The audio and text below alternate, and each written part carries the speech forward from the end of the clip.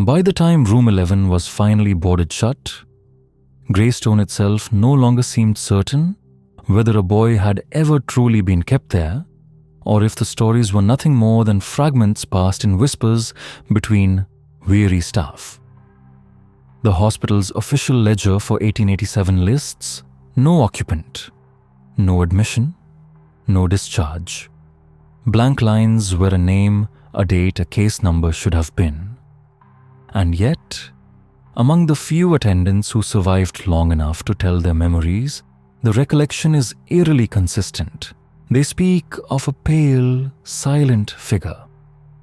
A boy who could remain wordless for days, yet watch with such intensity that even seasoned orderlies found themselves unsettled. Some dismissed him as harmless, withdrawn, unaware of the institution that swallowed him whole. But others swore he spoke truths he had no right to know. He would repeat fragments of their lives, moments and secrets never uttered aloud, and a handful would admit years later that he seemed to know them more deeply than they knew themselves. Welcome, my friends, to tonight's story. If you're here, you found yourself standing at the threshold of room 11. Before we step inside, let me pause to say something important. This channel has now reached 1,000 subscribers, a milestone I could never have achieved without you. Thank you truly for listening, for supporting, for sharing these quiet journeys into forgotten history and mystery. And if you're new here, I invite you to subscribe so we can continue wandering these shadowed halls together. And now, as you listen, if you're awake with me in this late hour, tell me in the comments what country are you in and what time is it for you right now. There's a strange kind of comfort in knowing that across so many different hours and places, we are all gathered here together, letting the same story unfold. By the summer of 1887, Greystone Park Psychiatric Hospital in New Jersey was already straining against its own design. Built to contain 800, it now held over 1,500 souls. Men, women, and children scattered through a labyrinth of corridors and locked wards. The juvenile male division suffered the most. Once intended as a temporary wing, it had been hastily converted, its narrow dormitories and shuttered courtyards designed less to heal and more to hide, especially from the eyes of charity boards during their carefully managed inspections. On the morning of August 14th, a memorandum was circulated among a select handful of ward staff. Its words were clipped, stripped of detail. Subject R11. Assigned Room 11. Juvenile Male Division. Standard Care Protocol. Restricted discussion. No physician signed it, no clerk marked it, no date of birth, no age, no name. Just the cold bureaucratic phrase, Subject R11. In the admissions ledger, the line for room 11 remained an empty space. Nurses later recalled that the boy arrived without escort. No police, no family, no caseworker. He was led down the hall by an administrative assistant who vanished as soon as the door closed behind him. The hospital's primary logbook for August shows nothing. The state records in Trenton responsible for oversight list no such intake. And so, he became known in hushed tones as the unlisted boy. Speculation bloomed in silence.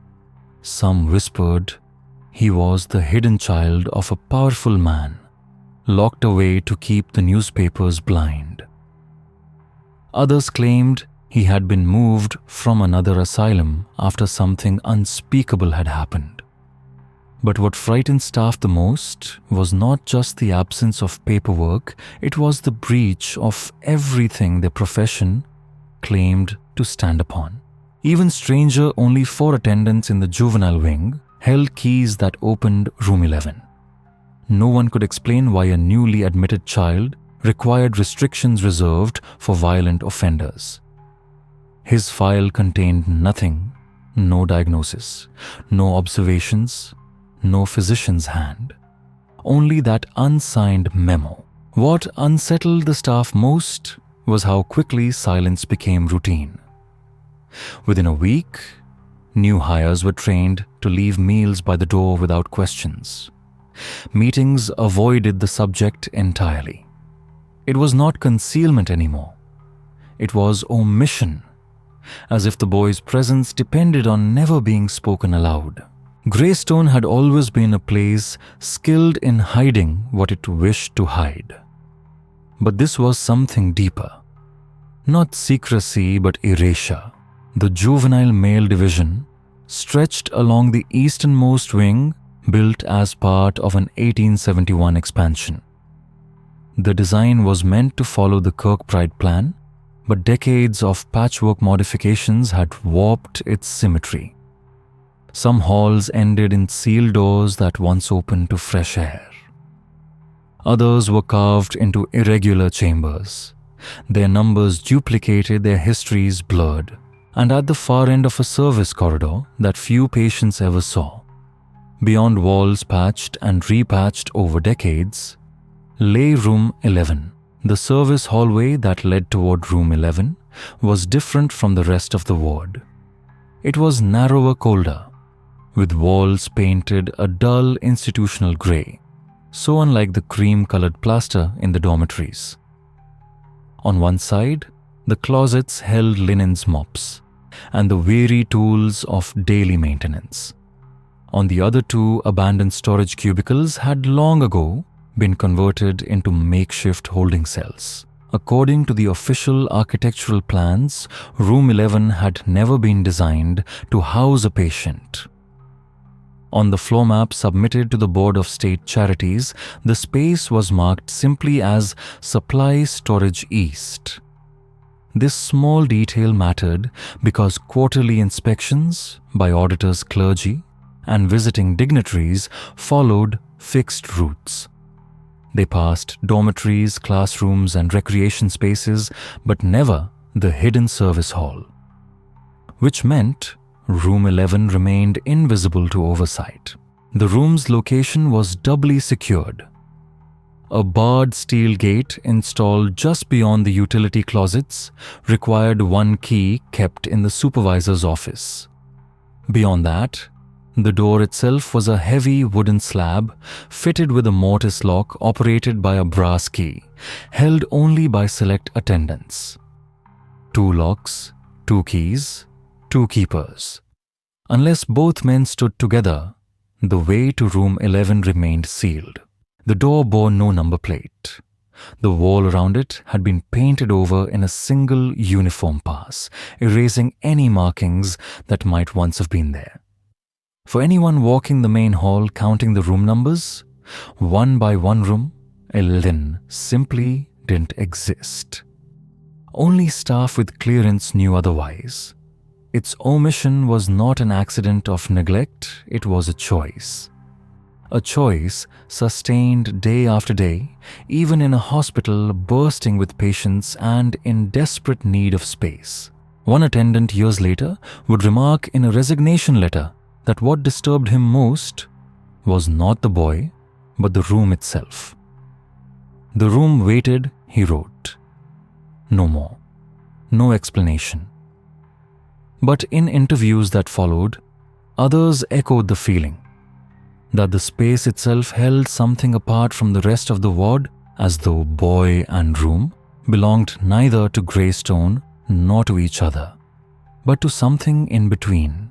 The first days of Subject R11's confinement produced nothing the staff could label as problematic. He complied with routine without resistance. He rose when instructed. He ate when food was placed before him. He submitted to hygiene checks in silence. He did not ask questions, did not cry, did not protest, and yet his stillness unsettled them. It was not passive silence. It was study. When seated on the narrow cot, the boy's gaze followed whoever was present. Not idly, not nervously but with a fixed precision. He tracked the angle of a key turning in a lock, the sound of footfalls in the corridor, the exact seconds it took for a tray to be placed and retrieved. By the third day, attendants noticed something impossible to dismiss. The boy was already at the door before the latch was turned, waiting for meals. Even when the schedule shifted, sometimes an hour earlier, sometimes an hour later, he anticipated it exactly. No clock was visible from his room. No window offered a view of the main hall. And yet, he knew. His mimicry soon followed. One attendant scratched the back of his neck while giving instructions. The boy did the same almost immediately with no expression on his face. Another tapped his thumb against his palm while counting supplies. Days later, the boy repeated the same gesture while alone. These were not playful imitations. They were exact. Recognizable enough to unsettle, but emptied of context, as if the gestures were pieces of language he had learned but did not yet know how to use. In the ward log, an entry by attendant R. Lanning, dated September 2nd, was terse. "He is studying us." There was no elaboration in the margins. But in testimony, years later, Lanning described a moment burned into memory. Standing in the boy's room, arms crossed weight, shifted left. The boy, without a word, mirrored him, exactly body posture expression. And through it all, his gaze never faltered, unblinking, watching. Lanning lasted less than a minute before leaving the room, his resignation later. Written in the briefest of terms, personal discomfort. Alone, such details might have been dismissed. A withdrawn child in an unfamiliar place, unusually observant perhaps. But the uniformity of testimony across multiple attendants suggested otherwise. This was not passive attentiveness. It was deliberate. A cataloguing, a watchfulness that endured. And then, in the second month, the silence broke. The boy's first words were recorded on the morning of September 19th, 1887. Attendant S. Marlowe entered with the breakfast tray. No one prompted speech, no question was asked. Yet as Marlowe turned, the boy spoke. "You don't sleep in your own bed anymore." Marlowe froze.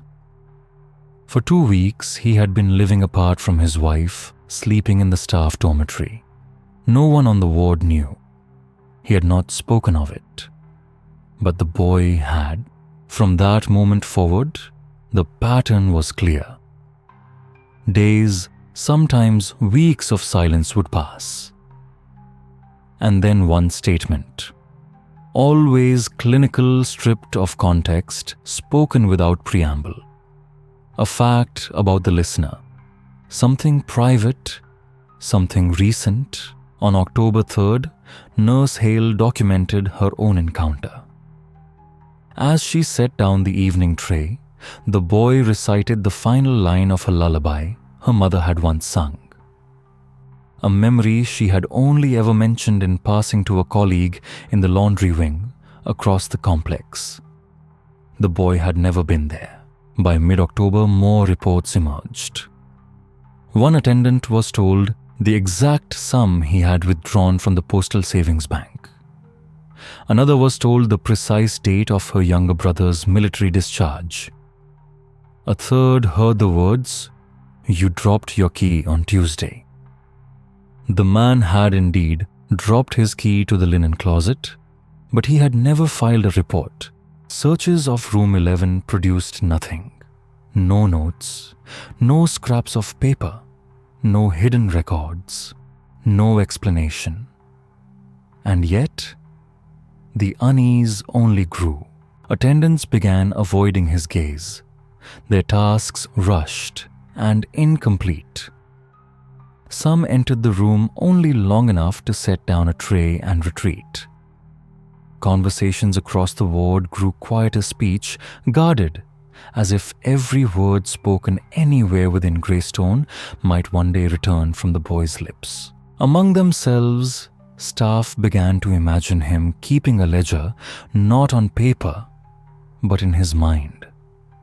A silent inventory of the people around him, details gathered piece by piece, waiting for a moment none of them could name.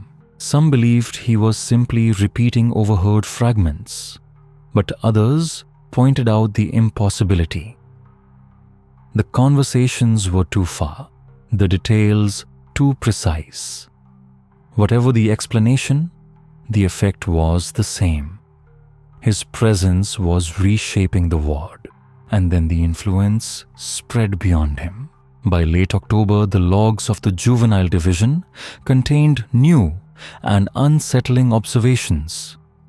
The behaviors once limited to room 11 were now appearing elsewhere, particularly in rooms 9, 10, and 12. The first incident involved patient number 213, a 14-year-old boy, admitted for truancy and theft. During a morning check, Marlowe found him seated on his cot. His hands rested loosely in his lap, his head tilted slightly, eyes fixed on the door, an exact replica of the posture that had become synonymous with subject R11.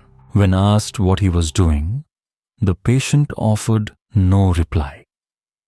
He remained locked in his stare until prompted a second time. 1 week later, patient number 226, a 12-year-old, long documented for compulsive lying, began answering questions in a manner eerily familiar. Flat, clinical, stripped of inflection.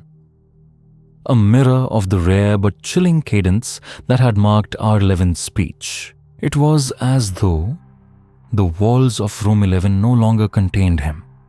His presence was seeping outward.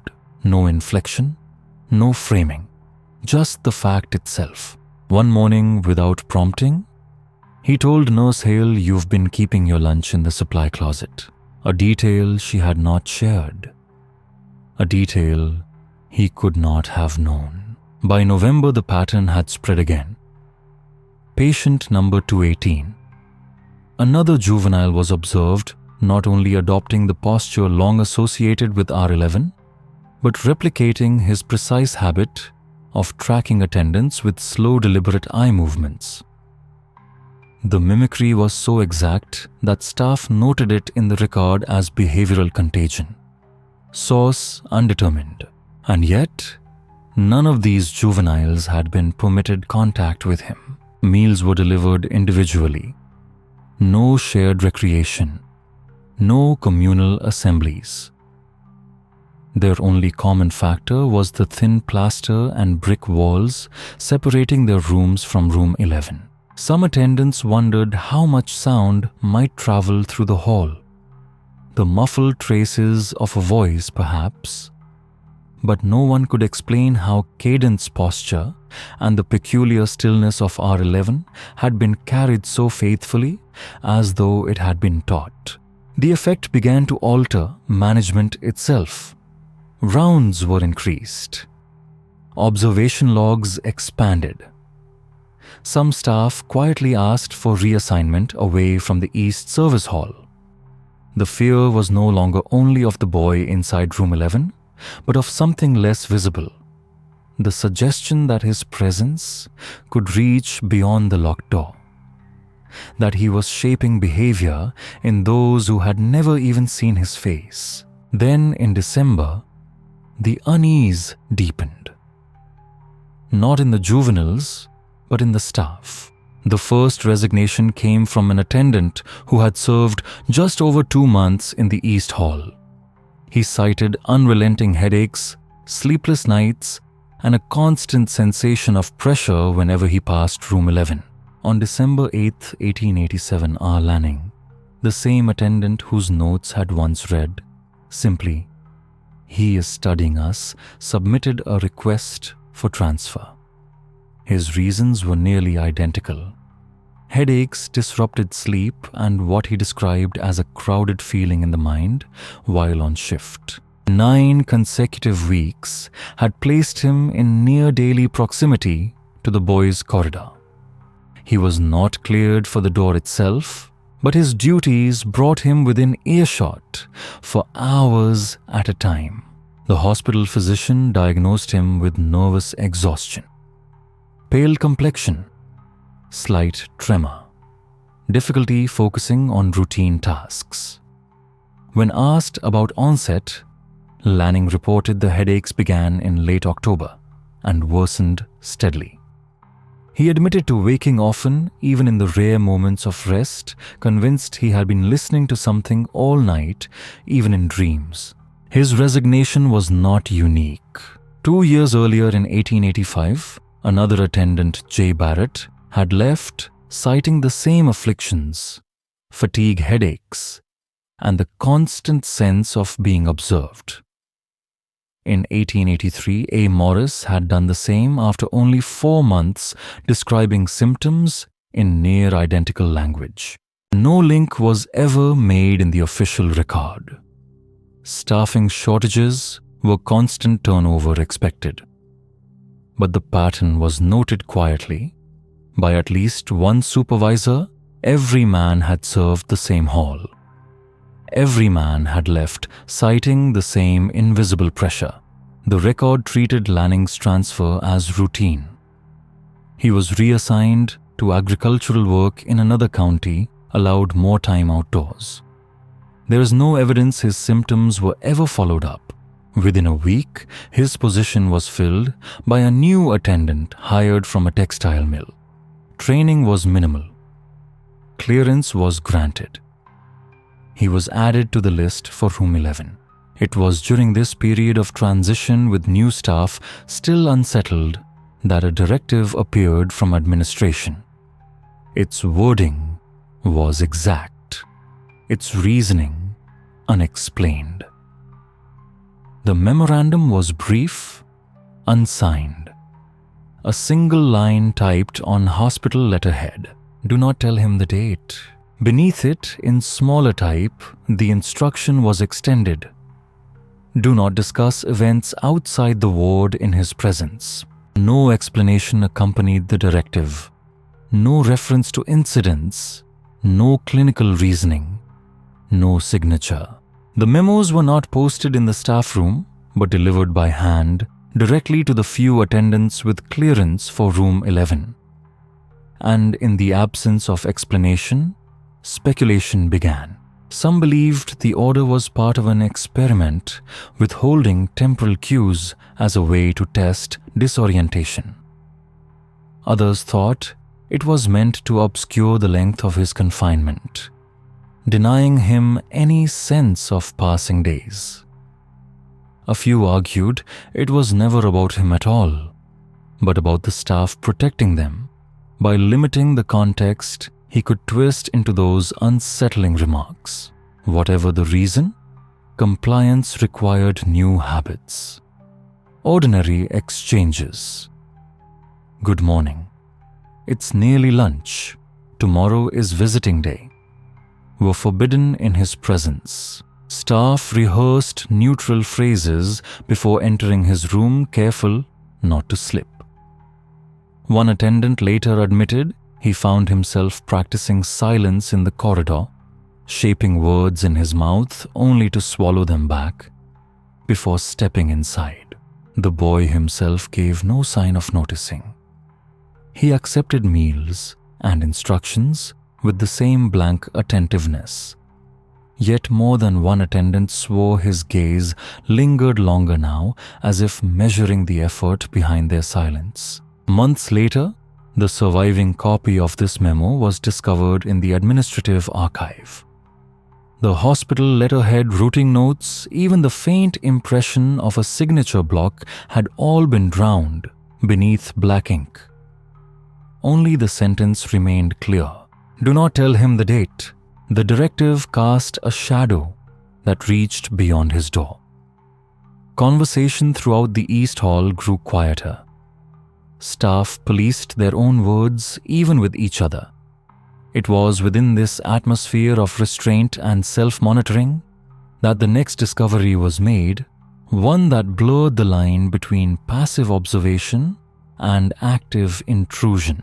On the morning of January 27, 1888, attendant S. Marlowe was performing a routine room check.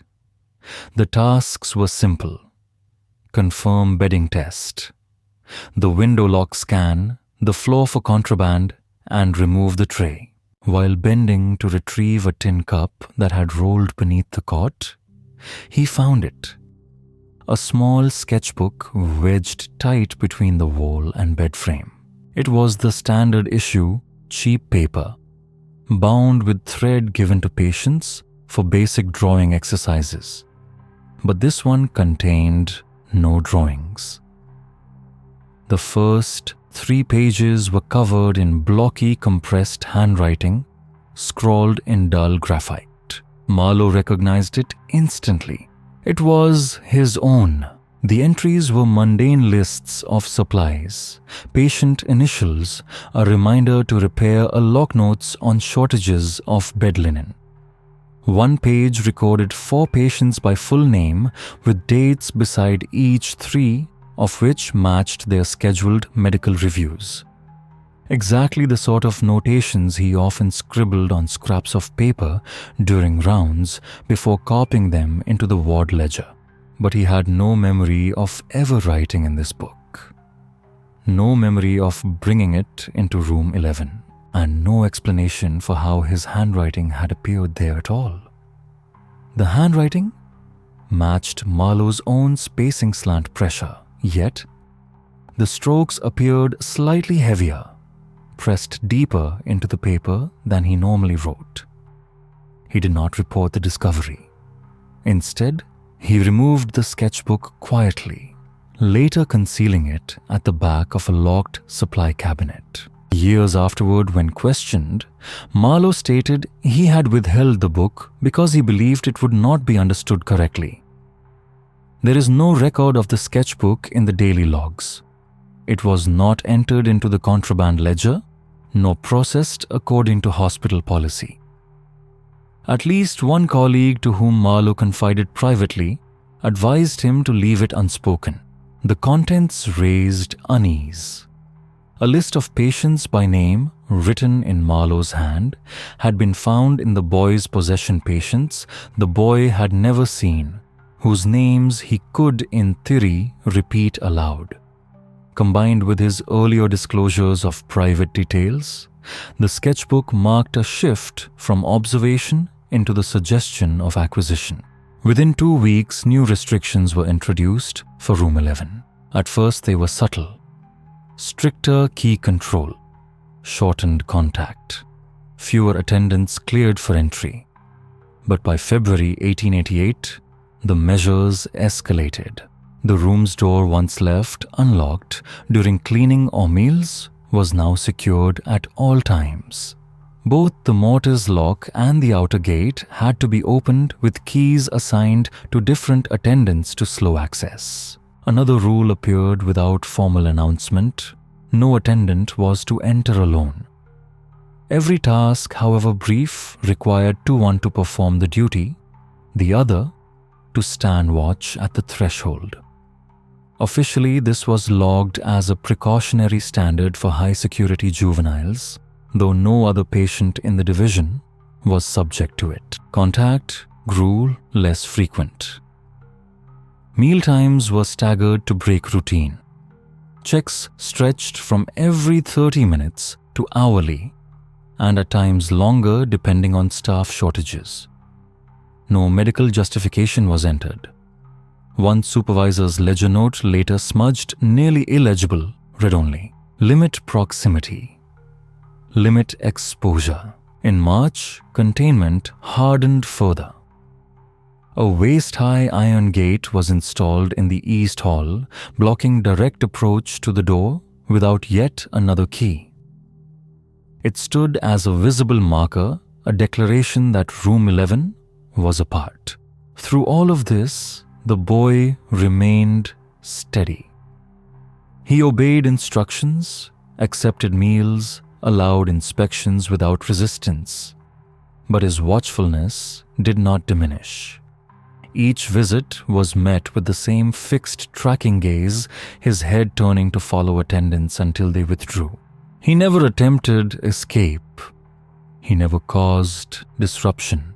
Yet, the restrictions expanded regardless. By the end of March, the East Hall had adopted an unspoken rule of its own: do not linger at the gate.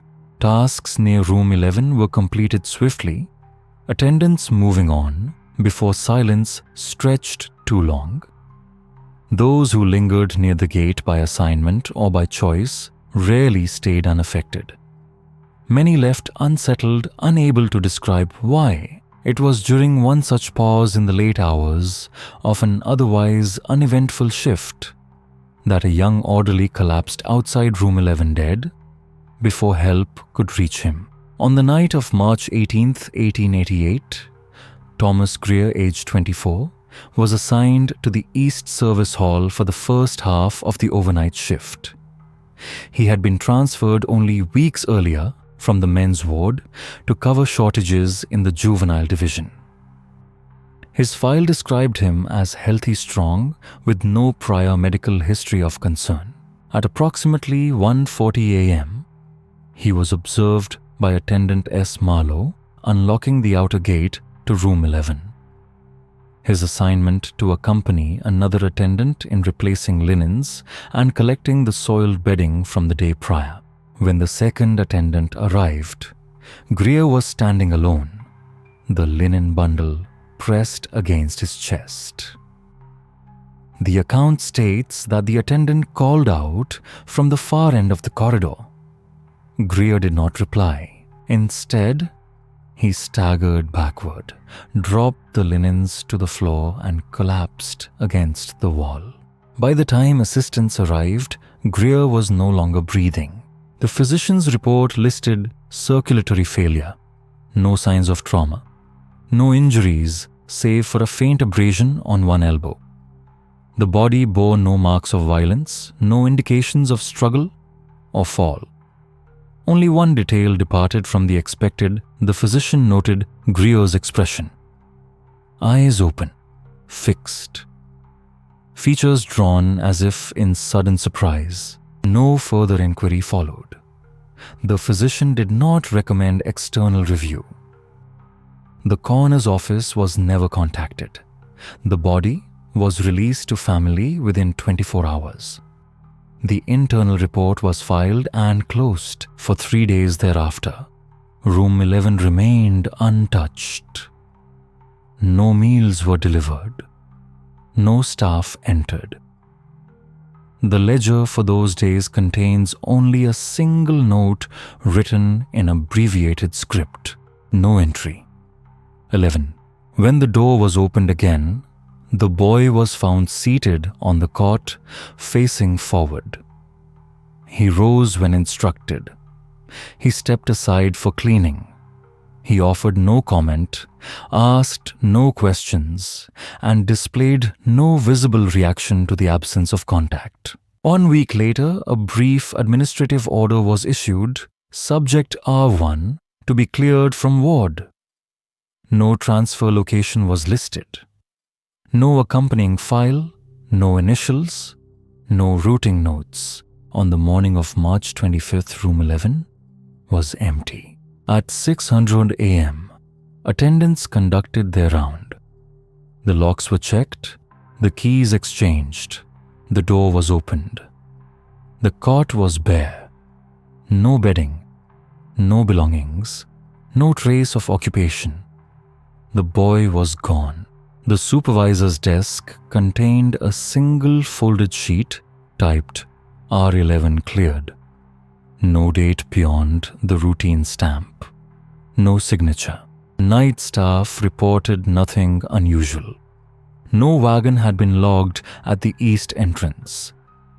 The main register of patient movement recorded no entries for the juvenile division on that date. By midday, the matter had dissolved into routine. Staff were reassigned. The event was not announced to the wider hospital body. Only those with clearance knew room 11 had been vacated, and even among them, discussion was brief, subdued. Within 24 hours, maintenance entered. The cot, the small writing table, and the wooden chair were removed. Bedding burned. Wash basin and pitcher placed into storage. By week's end, room 11 was bare. Stripped floorboards, pale rectangles on the wall where furniture had rested, and the faint outline of the iron frame etched in dust. The hallway outside retained its gate still locked, though the key was no longer kept in the supervisor's desk. Its new location was never recorded. Attendants were instructed, simply keep the gate closed unless otherwise ordered by administration. After that, the boy vanishes from the record. No mention in ward logs, no transfer entries in state ledgers, no certificate of death. In the archives, his presence ends as abruptly as it began. No trace to follow, no paper trail to connect. 1 month later, a decision was made to ensure that no one, not auditors, not visiting clergy, not even newly assigned staff, would be able to access room 11 again. The order was filed under another pretense entirely. In April of 1888, less than 4 weeks after the unexplained clearance of Subject R11, the East Service Hall was declared temporarily closed for minor safety modifications. The official maintenance ledger contained no scheduling of work crews, and no repair orders were filed with central administration. 2 weeks later, the hall reopened. Room 11 no longer existed in practical terms. The heavy oak door had been locked, bolted, and covered over with fitted tongue and groove paneling. The outer iron gate remained its lock unchanged, but the gate itself was bound shut with a chain. The explanation offered in a typed notice to staff cited structural instability in East Wall Room 11. The space, the note claimed, would remain sealed until repairs could be completed. No contractor was listed. No date was set. In the years that followed, no invoices, receipts, or requisition notes appeared to substantiate the claim. 1 week after the boarding, the entire east corridor was repainted from baseboard to ceiling. The coat of paint extended over the new panel, concealing the outline of the sealed door. For those unfamiliar with the wing's original layout, the wall now appeared seamless, unbroken. Several former attendants interviewed decades later remarked on the unnatural silence that seemed to settle in that part of the hall. The East Service Wing had never been noisy, but the silence there was described as different tents waited, as though a portion of space had been excised from the building itself. Later that year, internal maps of the hospital were updated. Where room 11 had once appeared officially listed as a storage space, the revised diagrams showed only blank wall between utility closets. The sequence of numbers leapt from 10 to 12 without notation. Auditors on inspection tours passed through without pause. The alteration went unchallenged. The hospital, long practiced in managing appearances, issued no explanation. Staff turnover did the rest. Within a few years, almost no one remained who remembered that the space had ever existed.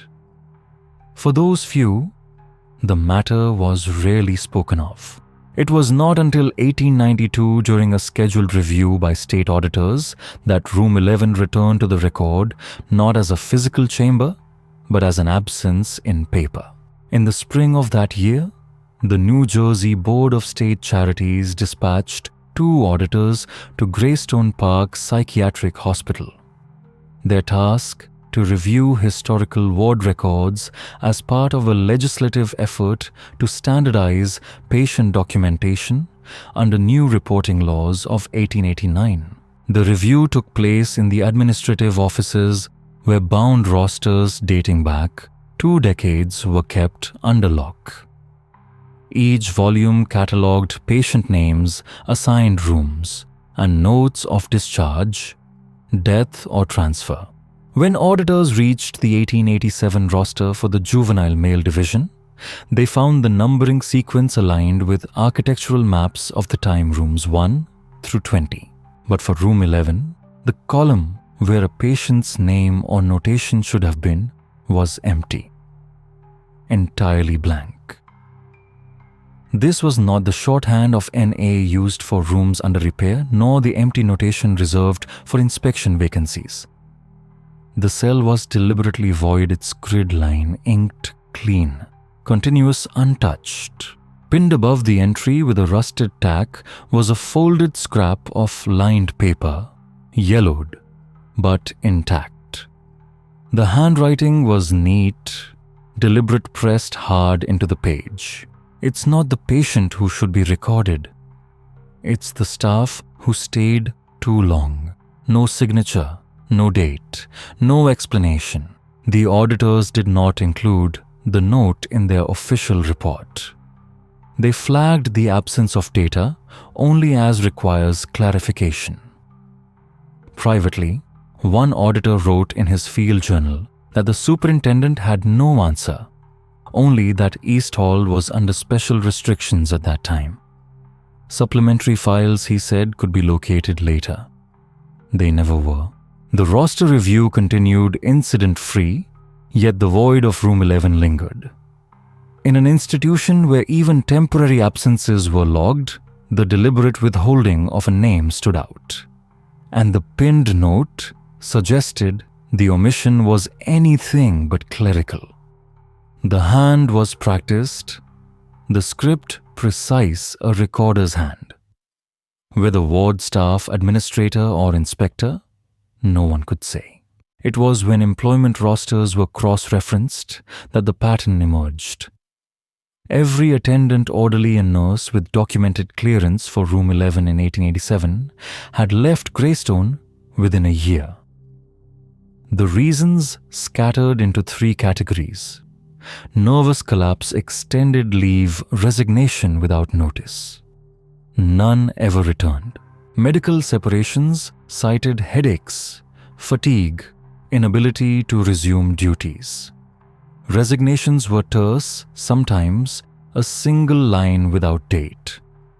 Cumulatively, the effect was total. Within a year, not one member of the clearance list remained on payroll. Looking backward earlier, decades revealed the same shape. In 1874, a women's high-security cell. Staff gone within a year. In 1861, an isolation room in the men's ward. Again, collapse, resignations, unexplained transfers. Each space was later erased, rebranded as storage, or removed from maps entirely. None kept their numbers. Speculation grew in private notes. Room 11 was not an isolated anomaly, but the most recent in a long practice. Rooms repurposed for unrecorded cases, then sealed, erased, excised from history. No inquiry followed. No memo circulated. No external agency was contacted. What survived was silence. In 1893, the folder containing the scattered rosters, blank entries, and pinned scrap was stamped in red ink, medical privilege. Closed. No explanation of diagnosis, only designation. The file was locked in the superintendent's cabinet. From then on, room 11 was treated as though it had never existed. New staff swore decades later they had never heard of a room between 10 and 12. The space remained sealed until 1905, when renovations dismantled the East Wing. No salvage logs mention its fixtures. The rebuilt wall was seamless, the numbering redrawn 1 through 19. No missing slot remained to hint at removal. Institutional memory followed the maps. By the new century, room 11 was gone. From tours gone, from reports, gone from records. It survived only in fading recollections, whispered rarely and never in detail. In the 1920s, when archives were centralized, the folder-stamped medical privilege was transferred to Trenton. Its index listed only miscellaneous juvenile. Access restricted, never digitized. Room 11 does not appear in Greystone's official history. It does not exist on maps. Its records are sealed. Its staff dispersed without cause. No one can say where the boy went or if there was ever a boy at all. What remains is the blank in the ledger and the pinned note written in an unknown hand. It's not the patient who should be recorded. It's the staff who stayed too long. And if you've stayed this long, thank you. Thanks to you, this channel has just passed 1,000 subscribers. Your support makes it possible to keep uncovering the histories the record tries to erase. Be sure to subscribe to the 7th Mark, and in the comments below, tell us, what do you believe Room 11 was really used for?